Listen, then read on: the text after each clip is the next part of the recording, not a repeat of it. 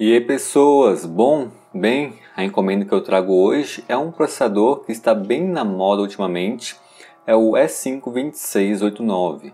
Ele veio através do envio AliExpress Standard e eu comprei ele junto com aquela RX 570 na loja CPU Top Store. O valor dele foi de R$ 250 e não foi taxado. Esse processador está em alta porque ele possui 8 núcleos e 16 threads, uma frequência base de 2.6 GHz, mas também que chega até 3.6 com o turbo, o que deixa ele com um desempenho muito parecido a CPUs bem mais caras das plataformas mais recentes. Então, uma coisa interessante é que existem poucos detalhes sobre ele na internet, isso devido ao fato de que ele não é um processador feito para qualquer lugar.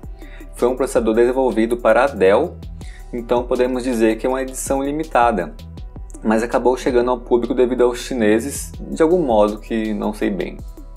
Aqui está ele, parece que está tudo certo, mas assim, só saberei mesmo testando. Então vamos ao computador testar. Deu tudo certo aqui, o processador ligou normalmente, já entrei no CPU-Z para mostrar mais detalhes sobre ele. É um processador SandBridge, ou seja, de segunda geração, possui um TDP máximo de 115 watts, mas ao que parece o TDP verdadeiro dele é de 95 watts. Como eu havia dito, a frequência base dele é de 2.6 GHz. Atualmente ele está trabalhando a 3.3 GHz e pode chegar até 3.6. Além disso, ele possui 20 MB de memória cache L3 e também possui 8 núcleos e 16 threads. Mas eu preciso informar que esses 16 threads são devido ao Hyperthreading. Sem isso, ele só possui 8 threads. Para quem não sabe, o Hyperthreading está atrapalhando o desempenho dos processadores em jogos. Então faz mais sentido não usá-lo. E é isso que eu farei. A partir daqui, o vídeo todo vai ser com ele sem o Hyperthreading. Até já deixei aqui o CPU-Z para vocês verem a diferença. Fica tudo praticamente igual, menos a quantidade de threads ali embaixo. Mas vamos ao restante do equipamento antes dos testes. Eu estou usando uma placa-mãe Jinxia Turbo. Meu último vídeo foi de unboxing dela. Ela possui 4 slots para memória RAM. Então eu estou usando 16 GB de memória RAM DDR3 da Atermeter a 1600 MHz. Só que para dar mais noção do desempenho dele, eu vou compará-lo com dois outros processadores, o i5-3570 e o Xeon 1230 versão 2, que é praticamente um i7-3770. Entretanto, os testes que eu fiz com esses dois processadores foram testes antigos e eu usei apenas 8 GB de memória RAM. Então, para ser justo, eu resolvi usar o 2689 com 8 GB e com 16 GB de memória RAM. Assim poderemos ter a noção completa se a RAM vai influenciar ou não nos testes. Mas vamos agora ao que importa. O primeiro teste é com o CPU-Z, é um benchmark sintético e serve apenas para fazer comparações. Ele informa uma possível diferença, mas não deve ser usado como um determinante. Nesse teste, o 2689 com 16 GB pontuou 2561 no multitask e 324 no single task. Com 8 GB, ele fez 2.512 no multi e 310 no single. Uma diferença, mas pequena. Já o Xeon 1230 versão 2 pontuou 1.754 no multi e 359 no single. E o i5 pontuou 1.440 no multi e 370 no single. Embora o i5 tenha ganho no single, a diferença foi bem pouca. Já no multitarefa, o E5-2689 deixou os outros bem atrás. O próximo teste é com o Cinebench, outro benchmark sintético. Ele traz uma pontuação também para comparação, mas devemos ter cuidado ao usá-lo como determinante, assim como o CPU-Z. Nesse teste, o 2689 16 GB fez 1.765 pontos, com 8 GB fez 1.774 pontos, ficou até um pouco à frente, e o 1230 versão 2 fez 1.322 pontos. Já o i5-3570 fez 1.031 pontos. Mas vamos aos programas de uso diário, esses sim devem ser levados em consideração. O primeiro que eu vou testar é o WinRAR, vou fazer aqui uma compressão. O E5-2689 com 16 GB terminou em 1 minuto e 9. Com o 8 terminou em 1 minuto e 11, O 1230 terminou em 1,13 e o 3570 terminou em 1,19. É uma pequena diferença, mas influenciaria em arquivos maiores. O segundo programa é o Adobe Premiere.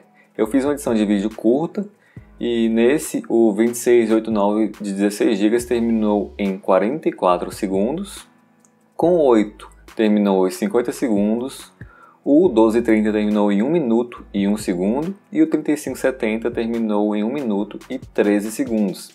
Aqui a diferença já foi bem maior para o S5 2689.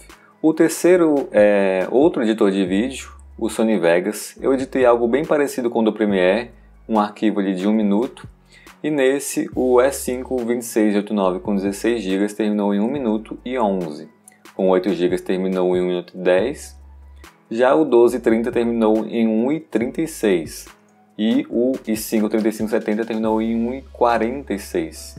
Foi um empate técnico entre o 2689 com 16 e 8 GB, mas ganhou com uma boa vantagem para os outros dois processadores. O último teste é com o Media Coder, um conversor de arquivos.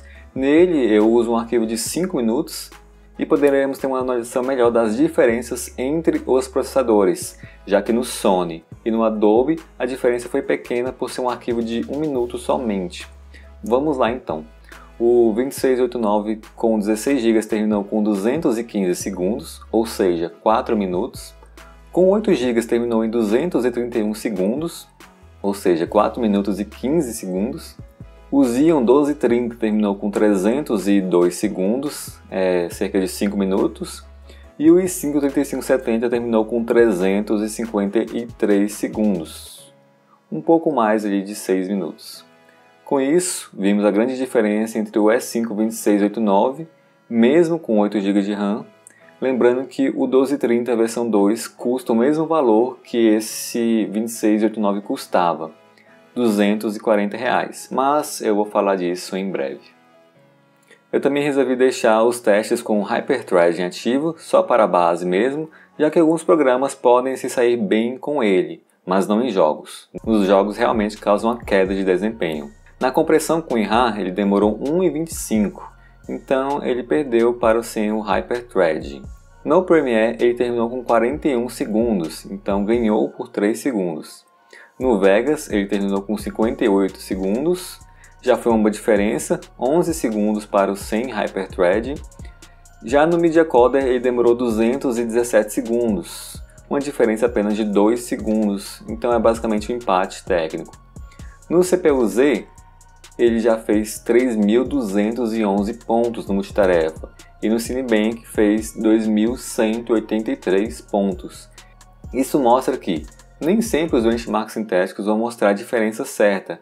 A versão com Hyperthreading ganhou muitos pontos no Cinebench e no CPU-Z, mas teve resultados bem parecidos com o sem Hyperthreading, com a vantagem somente para o Sony Vegas. Mas vamos então aos jogos. O primeiro jogo é o Forza Horizon 4. Eu vou testar 3 jogos com qualidades mínimas e também no máximo ou próximo ao máximo. A placa de vídeo que eu vou usar para esse teste específico é a RX 480 de 4 GB que eu comprei pelo eBay. Tem um unboxing dela aqui no canal, caso você tenha interesse. Eu deixei tudo em Full HD. Sei que muitos querem que eu teste em 720p, mas isso nunca fez muito sentido para mim. Afinal, o objetivo da maioria das pessoas é realmente o Full HD. Ainda mais com placas como a RX 470, RX 480, 570 e entre outras. Outra coisa é que as pessoas falam como se não houvesse diferença entre processadores por estar em 1080p, o que não é verdade. Esse teste que eu estou fazendo mesmo já mostra uma boa diferença. Um exemplo disso foi o Xeon 1220 versão 2 que eu testei com i5 3570. Na época eu usei uma GTX 960. Algumas pessoas vieram comentar que eu fiz o teste errado, não deveria ter usado em Full HD porque o resultado tinha ficado idêntico. Para eles eu deveria ter usado a resolução menor. Mas ora, se ficou idêntico é porque os processadores têm desempenhos similares, o que era exatamente o ponto do vídeo. Mas esse não é o caso aqui. Nesses testes já vemos boa diferença entre todas as configurações sendo testadas. E vamos aos resultados então. Com 16 GB, o 2689 fez 136 fps e teve apenas 3 travamentos. Ainda assim, o gráfico ficou um pouco sujo devido à qualidade gráfica baixa, mas foi um ótimo teste. Com 8 GB, ele fez apenas 129 FPS de média e teve 10 travamentos. Nesse gráfico já ficou mais evidente algo sobre a memória em relação ao jogo. O E3 1230 versão 2 fez 124 na média e teve 18 travamentos, foi um resultado bom. Já o i5 3570 fez 100 na média e teve 150 travamentos. O resultado aqui no i5 realmente não ficou legal e pude ver que ele estava sofrendo um pouco. Eu vou colocar no Forza, no Ultra e vou falar mais sobre isso. Uma semana atrás alguém tinha comentado comigo que o Forza consumia cerca de 12 GB de RAM. Então alguns testes seriam prejudicados quando eu jogasse em 8 GB. Eu fiz e refiz alguns testes e essa pessoa estava certa mesmo. O Forza gosta bastante de memória RAM. Cada jogo tem a sua otimização, alguns puxam mais da placa de vídeo e requerem menos do processador, outros requerem bastante do processador quanto da placa de vídeo, e outros têm uma otimização boa com placa de vídeo e processador, mas podem ter algum diferencial. No caso do Forza, o diferencial é a memória RAM. Vocês viram que o teste do 5 foi realmente fraco, mas ele poderia dar uma boa melhorada com mais memória, ainda mais porque eu fiz esses testes gravando com o Relive. Esse software da AMD é mais pesado do que no NVIDIA, então aliado ao Forza consumindo RAM e o Relive pesando, um processador mais básico como o i5 3570 vai realmente ter um desempenho não tão legal. Mas ele pode ficar melhor adicionando mais 8 GB de RAM e se não estivesse usando o Relive. Não quer dizer que vai ser melhor que o resultado dos outros, mas também não significa que está morto, só precisa de mais atenção. Vamos então aos resultados do 2689 com 16 GB. Ele fez 77 FPS no Ultra com 0 travamentos. Veja como ficou bonito o gráfico, realmente ele zerou o Forza aqui. Com 8 GB ele teve 73 na média e contou com 25 travamentos, evidenciando a questão da memória RAM. O 1230 versão 2 fez 74 na média e teve 4 travamentos, um resultado muito bom, ficou melhor que o E5 2689 com 8 GB. Já o i5 3570 fez 72 na média, mas contou com 143 travamentos. Em breve eu farei testes com 16 GB com esses 5 para ver se vai mudar muito ou pouco em jogos. O próximo jogo é o Shadow of Tomb Raider, eu coloquei no mínimo também. Esse é um jogo que não requer tanto assim do processador. Esses testes ficam interessantes porque mesmo com poucos jogos, cada um deles possui uma otimização diferente. O próximo é o Assassin's Creed Odyssey e realmente é um jogo que requer bastante do processador. O Shadow of Tomb Raider ele requer sim também, não vou dizer que não, mas eu percebi um desempenho melhor dos processadores nesse jogo. Só que eu percebi que ele força bastante a placa de vídeo.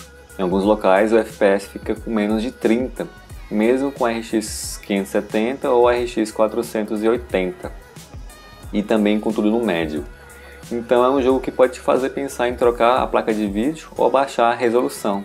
Mas lembre-se aí que cada jogo opera de uma forma diferente. Vamos aos resultados então. Com 16 GB, o 2689 fez 80 na média. Com 8, ele fez 78 na média, uma diferença bem pequena. Já o Xeon 1230 fez 67 na média, perdeu por 13 FPS, assim também como o i5 3570. Vou deixar agora no alto com Pure Hair desligado. Bem, vocês viram que a diferença do 1230 e do i5 para o S5 foi grande. Isso pode mostrar que o Shadow é um jogo que já é otimizado para mais núcleos, visto que falando de frequência base, os três são bem parecidos. E o resultado final aqui do Shadow no alto foi 51 na média para o S5 2689 com 16 GB. Com 8 GB ele fez 50. O E3 1230 versão 2 fez 47 na média e 49 na média para o i5. E o i5 tem disso às vezes, ele consegue um desempenho que a gente não esperava. O último jogo é o Assassin's Creed Odyssey. É um jogo muito pesado e eu gosto de bater na tecla que ele também é mal otimizado. Eu estou testando com tudo no mínimo, nesse jogo ficou bastante evidente as quedas de FPS do i5. Já o 1230 versão 2 conseguiu manter bem, mesmo com 8 GB, e o E5 2689 rodou tranquilo e bem suave. Uma coisa que eu esqueci de mencionar é do uso da placa de vídeo. Eu consegui arrumar o uso das placas AMD, assim não vai ter mais aquelas quedas de desempenho para 0%. O resultado final foi de 62 na média para o 2689 com 16 GB, 59 na média com 8 GB, 50 para o 1230 versão 2 e 59 na média para os 5. E aqui novamente os 5 mostrando um pico de FPS estranho, mas ele travou bastante nesse jogo. E finalmente o Assassin's Creed no alto não está no máximo porque o máximo zoa bastante o jogo. Acredito que não há ninguém testando esse jogo com tudo no talo, porque como eu havia dito, é bugado sim, não tem outra explicação mesmo. E no final aqui a média do S5 2689 foi de 43 FPS com 16 GB, 38 FPS com 8 GB e o 1230 fez 35 FPS e o i5 3570 fez 32. Assim ficou bem mais nítida a diferença que cada um dos processadores faz, mas eu devo dizer aqui que eu gostei bastante desse processador, ainda mais com 16 GB. Ainda assim vale mencionar que o 1230 versão 2 não fez feio, mas ele estava realmente caro no momento. Só que como eu disse no vídeo da RX 570, eu comprei um Xeon 1270, que é bem mais barato. Em breve ele deve chegar e eu poderei ver o desempenho se é parecido com o 1230 versão 2 ou não. Agora falando na RX 570, que tal agora mostrar como que alguns jogos ficaram nela. Então eu vou testar mais 3 jogos aqui, que eu tinha testado com o i5 3570 no último vídeo que eu fiz com a RX 570. Nesse caso aqui eu coloquei em 720p e na qualidade gráfica baixa. Lembrando que eu coloquei aqui no Counter-Strike na qualidade gráfica e uma resolução menor, foi porque as pessoas jogam esse jogo desse jeito, às vezes até com a resolução menor ainda. Então eu resolvi deixar aqui para você aí que estiver curioso como seria no jogo, tá aí para vocês com a RX 570 e o S5 2689. A média de FPS ele ficou em 260, às vezes vai para 290, mas ficou uma média bem interessante. A temperatura da placa nesse jogo ficou em 49, 50 graus, assim também como o uso ficou em 45, 50%, porque como que está uma resolução mais baixa, ele vai requerer mais do processador do que da placa de vídeo.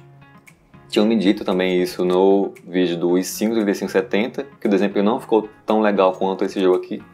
E eu sabia disso, mas como eu disse, eu estava mostrando para as pessoas como ficaria caso elas comprassem aquela placa de vídeo. Eu conheço muitas pessoas que têm processadores como o i5 3570 ou o i5 2500, i5 2400, e algumas têm a curiosidade de saber como ficaria com o RX 570 sem precisar atualizar o processador. Então eu resolvi deixar aquele vídeo daquele jeito lá, mesmo no mínimo, sabendo que o desempenho não seria tão bom assim. Vamos para o próximo jogo então, Resident Evil 2. Eu também testei com o i5. Nesse jogo aqui eu deixei muitas coisas ali no máximo ou em qualidades gráficas no alto. Deixei do mesmo jeito do i5 só para comparar, só que eu desativei o limite de FPS de 60 e também a sincronização vertical para mostrar para vocês o desempenho completo. Então aqui está em jogo já. Como eu havia dito, eu arrumei o uso da placa, então o uso fica ali sempre agora em 98%, coisa assim. Agora teve até uma queda. Às vezes dá uma quedinha ou outra, mas ele está mantendo bastante legal o desempenho. Fica em 98, 97% de uso. A placa está bem quente no momento, 77 graus, e aqui nem está tão quente assim em casa. Já esfriou bastante o tempo. Mas o que importa ali é o FPS. Está cerca de 70 a 80 FPS na média. Esse jogo aqui ele tem umas partes que são mais escuras, que são dentro do local, da mansão, então existe uma diferença em locais dentro para com locais fora. O FPS muda bastante, mas ainda assim ficou muito interessante o desempenho desse jogo aqui, ainda mais nessa qualidade gráfica. Eu gostei bastante. E uma coisa que eu queria falar para vocês já é adiantar que segunda-feira ou terça, não vou prometer direito não, mas segunda ou terça eu trago mais jogos com esse processador e a RX 570. Jogos diferentes do que eu já testei até agora, para que vocês possam ver aí o desempenho como fica. Mas nesse jogo aqui eu gostei bastante, não teve praticamente nenhum travamento depois daquele lá que eu mostrei para vocês. A média ficou muito boa e o desempenho dessa placa de vídeo com o processador ficou também muito bom. Gostei bastante. E o último jogo que eu vou mostrar para vocês aqui é o Volta ao Shadow of Tomb Raider, tudo no médio que eu coloquei, para mostrar de novo aquela situação do i5 3570, assim como do S5 2640. Essa parte aqui do mapa, vocês vão ver que vai cair bastante o FPS, não tem jeito, gente. Esse processador aqui, como vocês puderam ver, tem resultados ótimos e ainda assim o FPS ficou menos de 30. É basicamente a placa de vídeo mesmo. As pessoas acharam que o problema era o i5 naquele vídeo primeiro que eu fiz. E realmente, não é um processador forte nem nada, não vou ficar defendendo ele aqui, nossa, comprem i5. Mas o problema aqui não era o processador, pelo menos nesse jogo aqui. Ele estava rodando até legal, como vocês puderam também ver nos testes com o Shadow of Tomb Raider e a RX 480. Ele rodou até legal esse jogo aqui. Não tive muitos problemas com ele, mas a placa de vídeo meio que limitou alguma coisa. E foi a situação que eu falei pra vocês, que algumas vezes você vai ter vontade de trocar a placa de vídeo ou diminuir a qualidade gráfica ou a resolução para ver se melhora o FPS. É um cenário bem comum, mas pode acontecer com a gente aí em casa. Bem, mas chega de testes por hoje, eu vou falar sobre outra coisa agora, que são os preços. Como eu disse, eu comprei esse processador aqui por R$250, mas hoje já aumentou bastante devido ao hype, ele está R$340. Lembrando também que eu comprei ele mais caro, ele já teve a 200 e eu não sabia na época e acabei perdendo a oportunidade, mas já esteve até mais barato. Então o que eu queria falar para vocês é que não vejo mesmo como alguém comprar esse processador agora, está muito caro. Os chineses estão espertos aí com as pessoas comprando demais e aumentou bastante o valor. Então mesmo tendo esse desempenho muito bom que ele teve, eu realmente não recomendo vocês comprarem agora, porque está bastante caro. Se você for pegar o Ryzen 5 1600, ele está saindo por R$386. Então faz mais sentido você pegar esse Ryzen aqui do que o S5 2689. Eu ainda não fiz nenhum teste com um Ryzen além do Ryzen 3, mas eu acredito que esse S5 seria um desempenho parecido com esse Ryzen 5 aqui.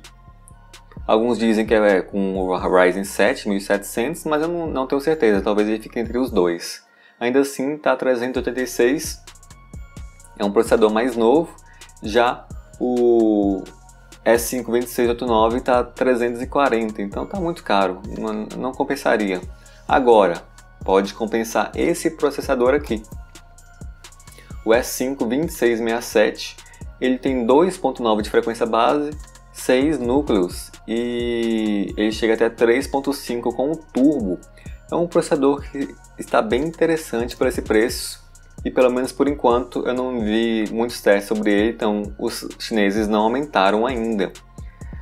E a boa notícia é que eu comprei esse processador, ele está chegando e espero que semana que vem eu já consiga fazer os testes com ele. E ele parece ser muito bom. Não deve ser melhor do que o 2689, mas pelo preço tá na metade do preço. Então a minha aposta é atualmente esse processador aqui. Veremos semana que vem, caso chegue tudo certo, como ele vai sair. Bem, pessoas, mas por hoje é isso. O vídeo ficou muito grande, deu muito trabalho para fazer. Se você gostou desse vídeo, se puder dar um like e se inscrever no canal. Eu geralmente não peço, mas dessa vez deu trabalhinho aí para fazer essas coisas todas. Como eu disse, semana que vem terão mais testes. E está chegando novembro, eu também farei os testes com o Red Dead Redemption. Espero eu que dê tudo certo. E inscreva-se aí que eu acho que você vai gostar dos conteúdos que estão por vir. E é isso. Obrigado por assistir o vídeo até aqui. Valeu, falou e tchau!